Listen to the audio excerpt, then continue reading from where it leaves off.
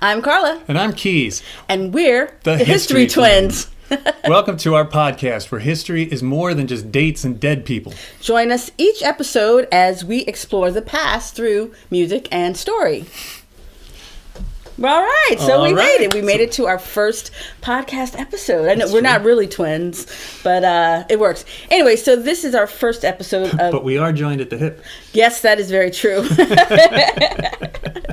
So this is our first episode of the History Twins, and we're talking about This Man's a Spy. Yes, we are. And what is that? It is our musical concert, our musical retelling of the story of General Benedict Arnold and... American General Benedict Arnold and British Major John Andre. It's true. Now, we first heard about John Andre because we work with Jonathan Kruk as he's telling the legend of Sleepy Hollow. And Major Andre actually figures into the legend of Sleepy Hollow because he haunts Sleepy Hollow in the place where he was caught, which is now Patriot's Park in Tarrytown. Supposedly, reportedly. Yeah. Like now, for me, I'm from Miami. And originally, I've definitely heard. I feel like everyone has heard of the story of General Benedict Arnold, or all we know is that he was a traitor. And then after I started watching Jonathan and your version of The Legend of Sleepy Hollow, they were talking about this Major Andre person, and the ghost is saying, "Why did they hang me and not Benedict Arnold?" They didn't hang Benedict Arnold because they didn't catch him. Well, there is that. So, long story short, this is a new initiative. Actually, it's not exactly new. No. So at this moment, it is 2022, right? Yes. Okay. So we're coming up to 2026. Right. Which is hope I get it right, the semi-quincentennial of the American Revolution. That's right. 250 years. 250 years. So those of you of a certain age might remember 1976. We certainly do, where everything was a big celebration, the 200th anniversary of the American Revolution, and here we are. 50 years later. I know. I still remember back in those days, everyone were all wearing like red, white, and blue, and they had the first bicentennial quarter, and how big a deal that was, and there were all these celebrations. So it just occurred to me that this same thing is right about to happen, or it's getting prepared to happen for 2026. Yes. And I learned from several people that the United States created this semi-quincentennial Commission Act, and that was in 2016 to commemorate the events, people, ideas, and places associated with the American Revolution. So there's a group called America 250, and then there's, we're in New York. We're in Yorktown Heights right now. So let's see. It starts with America 250, that organization. Then there's Revolutionary Westchester 250, which is our county, and then where we live, there's Yorktown 250. And the other thing I realized, it's I'm from Miami, so I did not grow up with any of all of this kind of history. Right. So ever since I moved to New York, there were always these George Washington slept here. Everybody wants to have a piece of history. That's right. So whether or not George Washington was really there, people want to have that claim, that historic claim. But in Yorktown, there really was history here, and part of the General Benedict Arnold. Benedict Arnold. John Andre. There you go. They have a little slice of history here in Yorktown. Absolutely. So, which brings us to the Yorktown 250 organizations. This is our first episode, so I must make sure that we remember everyone who is involved in this. So, for example, Lynn Briggs and Bob Fattanti were the co-chairs of the This Man's a Spy initiative. So it was their job to head up that particular story. So let's see, that's Lynn Briggs and Bob Fattanti for Yorktown 250. But Lynn is also the chairwoman of the Yorktown Heritage Preservation Committee and its sister committee, which is Yorktown 250. Now, I also have to mention that Constance Kehoe is the president of Revolutionary 250. So for her position, Constance's position, is that there are 4 different initiatives, because there are 4 different big, huge historical things that were happening in Westchester County. Because during the Revolution. Yes, because also remember, it was a no man's land, right? It absolutely was. It didn't belong to the British or the Patriot side. So the poor folks who lived here just got raided by both sides. Exactly. So all of these different activities that were going on have created these, I guess, I don't know if you want to call them storylines, but these different, I guess, initiatives of different stories that they want to capture for the semi-quincentennial. In other words, the 250th anniversary. That's right. So one of those 4 initiatives is This Man's a Spy. That's right. And we were contacted by Lynn Briggs and Bob Fattanti, and they're like, oh, we keep hearing your name, because, we're Carla and Keys, and we have been doing other historical stories and whatnot. And Lynn asked us, if we'd be interested in creating something about the Arnold and Andre story. Right. And we were like, oh, that sounds interesting. Okay. Before we go further. Yeah. The Arnold and Andre story, what was it? Oh, of course. Oh, my goodness. So the Arnold and Andre story. Benedict Arnold was a general. Was he brigadier general? He was brigadier general. Right. And he was at West Point. That's right. He was given command of West Point. And then during the Revolutionary War, he traded those plans for West Point. He gave them to John Andre. Right. Who was the head of intelligence for the British Army at that time. Yes. So Benedict Arnold's plan, I'm sure you all know that Benedict Arnold was a traitor. His plan was to give away to sell the plans to West Point to John Andre, which would have turned the entire course of the war. And of course, at that point, Benedict Arnold was also expecting money and rank in the British Army. Yes, but of course, John Andre got caught, and that was the end of that. Well, that was also the end of John Andre. Oh, yeah, it was definitely the end of John Andre. He was hanged as a spy. Mm-hmm. And Benedict Arnold, he got away and he defected, I suppose. Yeah, that's defection. Turned coat. He turned coat. So when we hear those words, that's where they came from, because the British were the red coats. Right. And were the Americans blue? Yes. So he turned... He turned coat. He changed sides. He turned coat. Yeah. So Lynn and Bob contacted us about doing some kind of musical version of creating some songs about that, some bespoke historical music. And well, to be honest, when they first contacted us, I was like, "Wow, this is really great." Jim was like, "I don't know about this." He's like, "You talk to them. You see what they want to do."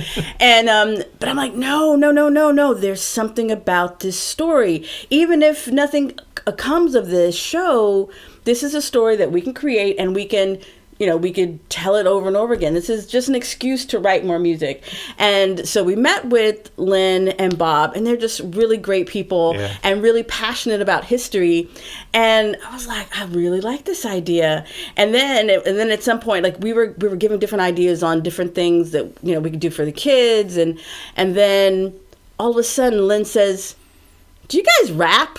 And we were like, No, not really. But we had finally seen Hamilton on Disney Plus, and I kind of drove Jim crazy. Well, you playing it over and over did, but seeing it was really inspiring. Oh yeah, but it was amazing to watch. And you even said, I said I'm really curious to see how this will influence what we do, right? Or if it will influence what we do, because certainly rap and hip hop is not something I've done before. But I like to say that you recovered quite well. So Lynn's vision was like, well, how can we do something like that here? And since we were still quite excited about Hamilton and just how much I love that show and love the soundtrack, I said, let's do it. And yeah, and then, it started like a couple of songs. We wrote a couple of songs. We didn't expect to write an entire show. No. We just thought we were going to write 1 or 2 songs, and because we still didn't fully understand what it was we were being asked to do. Right. Well, I'm not sure if they knew yet either. I don't think they knew either. But we would play what we came up with, and Lynn and Bob were like, "Oh wow, that's great. Well, let's meet in 30 days and see what else you got. See what else you got. And then that happened a couple of times. And then next thing Lynn says is, I think this could be a whole evening. I love that about Lynn. She gets things done, and she definitely has vision. So, and Bob is an amazing historian, and he definitely would help us and that's the thing about historians, because, there's primary documents where, where you find this information of this is what happened. But then there's always these little places where people don't totally agree. So he was really good about saying, well, maybe this happened, but it's also believed that this happened. So that helped us craft us so we could sort of stay out of those danger zones. We definitely made changes based on Bob's input. Yeah. So now we have the truth is, we're not historians. We are performers. We are songwriters. So we rely on the people who know more than we do to do what we're doing. Yeah. So between Lynn and Bob and Constance, they've been just so supportive, and we've been performing. And actually, we had our debut of This Man's a Spy at the First Presbyterian Church of Yorktown, June 17th, 2022. I want to mark that date because I feel like a day that will live in infamy. Absolutely, because we did that show for a great group of people. We had no idea how it was going to be received, and they loved it. Yeah, it went over very, very well. Yeah, and we were honestly, I was surprised. I have to tell you, because we had a Q&A afterwards, and we were expecting it to be more about the facts, the things that were covered in the show, and I was a little uncomfortable because I don't know that much. But the questions really became, well, how can we make this bigger? How can we spread it around? How can we get it in the schools? How can the kids see it? And that made us feel great. Yeah, I mean, and we were afraid that it was going to be like a whole bunch of historians like, that's not really what happened, but it wasn't. And the thing I love about This Man's a Spy, our musical concert, is that we're able to tell this entire story through song within about a 35. At this moment, we have about 35 minutes. It's about 35 minutes. Yeah. Of course, we are gonna. It looks like we may be adding more songs, and which is great. So we'll be doing basically a different podcast episode for each one of these songs. That's right. And we can add more to the end depending on when we finish them. But I love that we get to tell kind of the process of the song and what it was about. So this first song, This Man's a Spy. What's it about? Well, it's actually, it is the overview of the whole story. So we talk about, we introduce John Andre, we introduce Benedict Arnold, we introduce a quick thumbnail of the plot about what happened. But basically it's to draw people in. I mean, the first line is, now gather round and you shall hear an epic tale that happened here, which it did. Yeah, right here, exactly. And let's see, so September 20th? 1780. 1780. A deal was made, somewhat shady. And it was spoken word. I think that's also important to mention. Now, the whole production isn't spoken word, but we definitely have some parts that are spoken word. And I think that's necessary because that's how we are able to tell the story and capture a lot of ground. And there's rhythm, there's instruments, and it gives you a really great way of hearing the story without feeling like, oh my goodness, history. I mean, there is some narration interspersed between the songs, but that's just so we can give a little background, move things along. Well, tell me, I love how you use the beats. Like, how did you put that track together? Well, for this song, I wanted something that sounded historic. So I went online and I found a recording by the U.S. Army Fife and Drum Corps. Wow. Yeah, and it said that it is fair use, that you can use this you can freely download it and use it any way you wish. So I took a couple of measures of a very surprisingly hip-sounding drum track, just the snare drums, doing a very military, but it's got kind of a to it. It's a technical term. And I looped that. And then added some instruments over it. I added, they were synthesizers, but it sounded like pipes. And then we added, guitar, bass, and guitar, bass, and keyboards. Yeah. And you know what I love about this whole This Man's a Spy, not just this song, or I don't know if you'd call it a song, spoken word piece, whatever you want to call it, but the entire the entire show, all of the different songs, especially the ones that were a little more, I don't know, like hip hop in nature. I love that you were able to suspend, not your disbelief, but just your feeling, because I was definitely outside of my comfort zone and outside of my experience. So, I really had to let go and dive in head first and hope I didn't hit my head. Well, we're both songwriters. We've been songwriters for gazillions of years. And, rap has what you would refer to as reckless rhymes. They're not exact, Eminem talks about people would say you can't rhyme the word orange. He's like, yes, you can. Door hinge, and he could just go through a whole bunch of different ways of rhyming orange and the different syllables. And up until that point, a reckless rhyme, if you ever said the phrase reckless rhyme, it was a little bit of like snobbiness, like, hey, that's a reckless rhyme.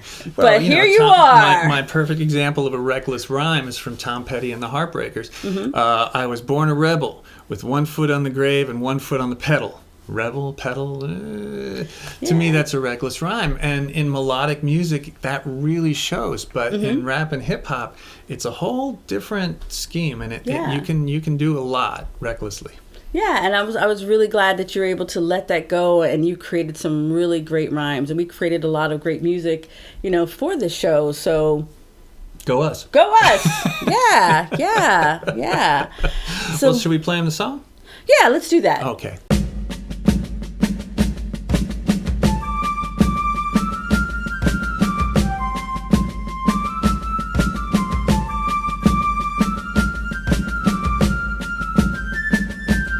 Now gather around and you shall hear an epic tale that happened here.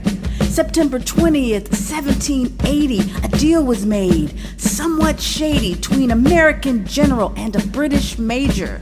One a spy and one a traitor.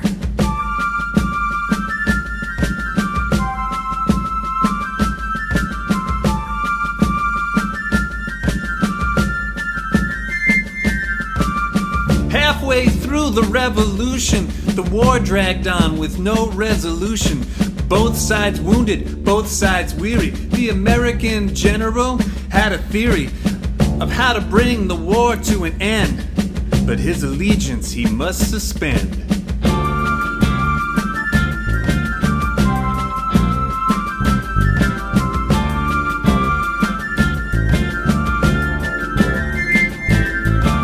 British major was on a mission to get information was his vision, and so he met the American general who had information plentiful to bring it back. He had to try. He was soon found out on the American side.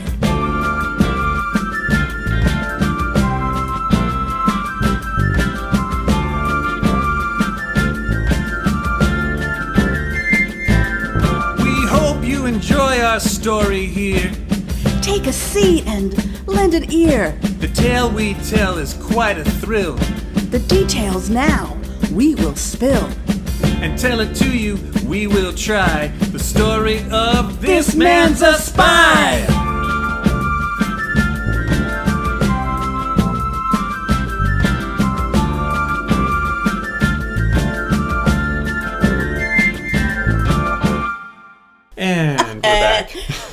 And we're back.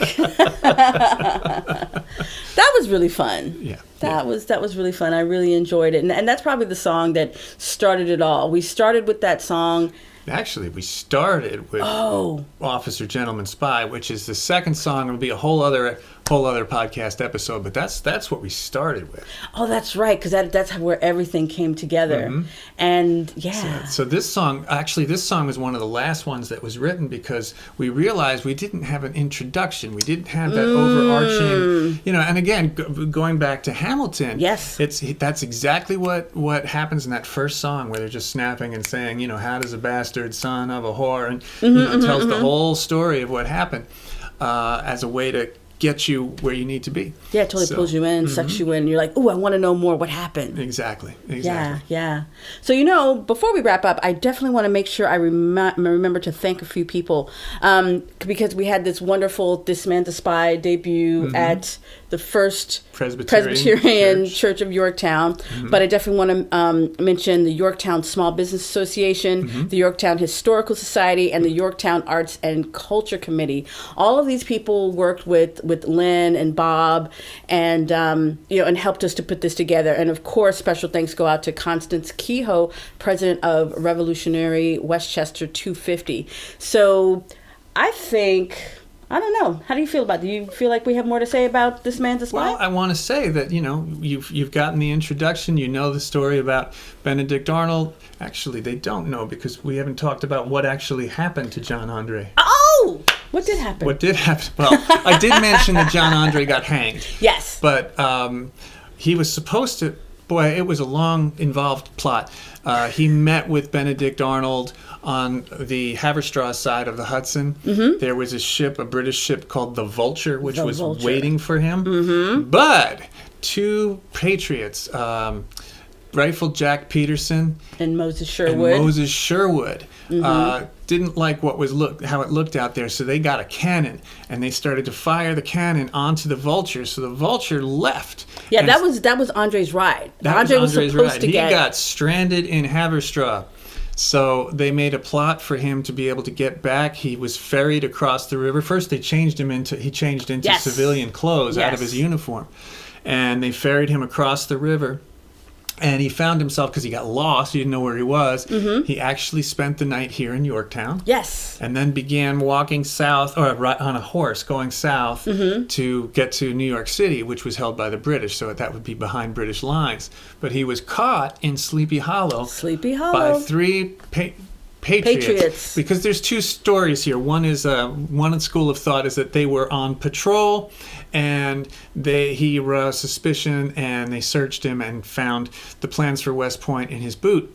The other story is that they were robbing him. Dun, dun, dun. And found the plans for West Point in his boot. And only one of the guys could read, which is fortunate. If all three of them couldn't read, then we'd all be speaking English. Yeah, exactly. So let's do a quick recap just to tell that story, just because it's this is why people are so excited about it. So Benedict Arnold decided he wanted to sell the plans for West Point. He made a connection. We'll talk about that later. He made a connection with John Andre. They made plans to meet in Haverstraw, New York. John Andre did he come down on the Vulture? He came up on the Vulture. Yeah, he came up on the Vulture, and he went to meet with Benedict Arnold. They made the transaction. He gave him the plans, and then his ride got, he was stranded and he couldn't get back the way he came because the Vulture had been shot at, and they said, hey, we're leaving. And then he kind of gets lost, and that's the other part. So Major Andre, because and that's a part I think that's so very interesting, because he wasn't an operative, he wasn't really, he was head. He was the head of intelligence, but he was not in the field. So so he found himself wandering around New York behind enemy lines. He had and remember he was wearing in no man's land. Oh, no man's land, because that was Westchester. Right. And he was wearing civilian clothes. And he's not really supposed. We'll talk more about that. But it was very dangerous for him to be caught in civilian clothes. Right. If he'd been caught in his officer's uniform, he would have been treated differently, and he likely would have survived. But that's not what happened. So he got caught by these three guys. They found out. They realized he was a spy.